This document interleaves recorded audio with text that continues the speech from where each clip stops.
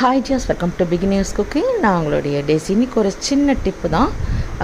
Beetroot பொரியல் பண்ணும்போது நம்ம தேங்காய் சேர்க்குறதுக்கு பதிலாக வேர்க்கடலையை பொடி பண்ணி இந்த மாதிரி கடைசியாக தூவி நம்ம கலந்து எடுத்தோம்னா அவ்வளோ டேஸ்ட்டாக இருக்கும்.